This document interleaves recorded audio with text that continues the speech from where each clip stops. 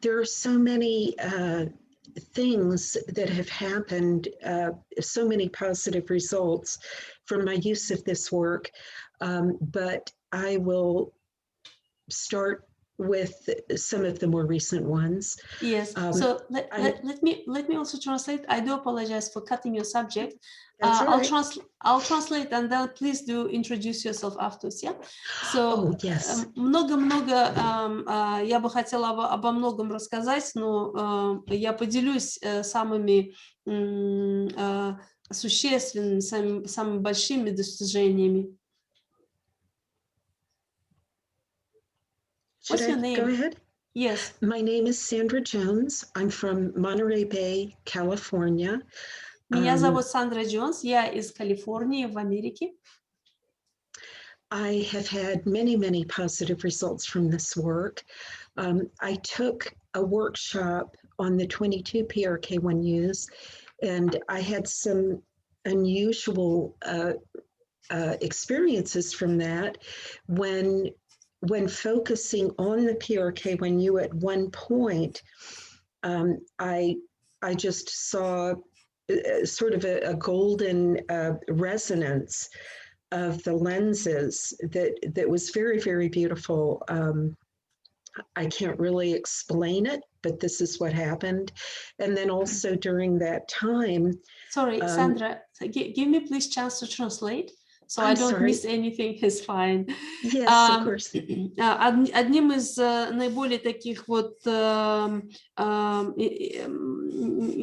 существенных, сильных результатов я испытала, когда я занималась на семинаре по 22 приборам.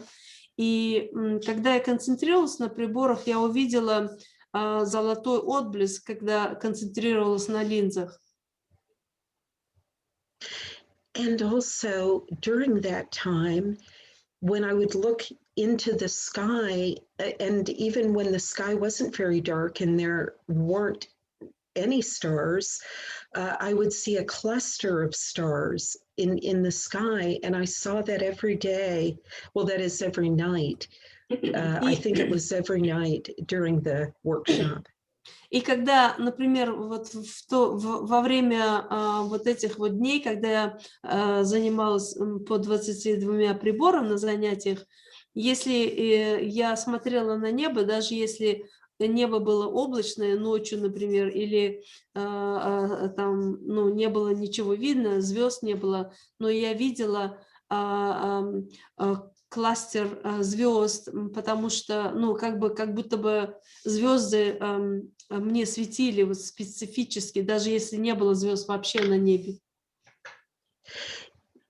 Delia, should I mention testimonials that I have already submitted? Yes, please. Okay. And during my time, I moved several times in California, and during my time in Carmel, in California, there are often quite a few raging fires, and one came quite close to Carmel. And so... Sandra, take a breath, let me just translate in the meantime. И вот было время, когда я очень много переезжала по Калифорнии, и был такой случай, когда во время пожаров, которые происходили во время засухи, один из вспышек очень сильных сильно приблизился. I used Dr. Grabovoi's formula for fire, and I also put the formula on a map close to where I lived. И я поставила формулу Григория Грабового от пожаров на управление, и также поставила эту формулу на карте, где были эти вспышки большие пожаров. And I was stunned to find that just from one day to the next, and this was supported by news articles, the fire had been somewhat uncontrolled. И я, к моему удивлению, в течение вот одного дня пошли позитивные новости в СМИ, что пожар уже был взят под контроль. With I can't remember the word for it, but it was a somewhat severe warning. So, я не помню точного описания, но было такое описание в СМИ, как очень серьезные показатели по пожару. Kind of a red warning to a completely open green status, which was a safe status. Ну, было очень как бы были серьезные предупреждения по поводу пожаров до того, как пришлось применить методики учения. And during my time in Carmel, вот во время моего проживания в городе Кармел, a friend called me about a friend of his. Мне позвонил друг по поводу своего друга, who was on life support due to a severe coronavirus condition. По поводу серьезного состояния из-за получения инфекции от коронавируса. Fellow student Jenna and I started the coronavirus methods for this woman. И моя студентка, знакомая по классу Дженна и мы вместе стали управлять на эту женщину, которая заболела инфекцией коронавируса. I believe it was 3 or 4 days later, my friend told me that they were going to take her off of life support or pull the plug, as we say, because there seemed to be no hope.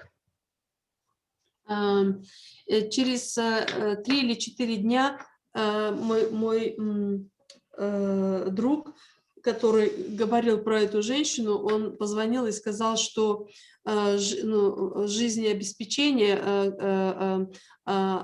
врачи хотели уже отключить, потому что не было вообще никакой надежды.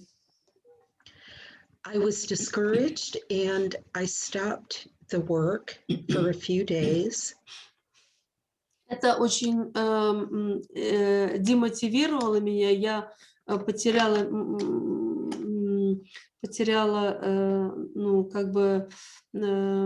мне больше не хотелось управлять, у меня потерялась мотивация, и я не управляла 3 или 4 дня. But in the study group after class, Moni said, "Never give up." She said this to the whole class. И тогда на нашем занятии Мани сказала, никогда не сдавайся, и она сказала это всему классу. I was afraid to call my friend because I didn't want to hear the bad news. Я не хотела звонить своему другу, потому что не хотела услышать негативные новости. But when I called him, he said the doctors decided not to pull the plug.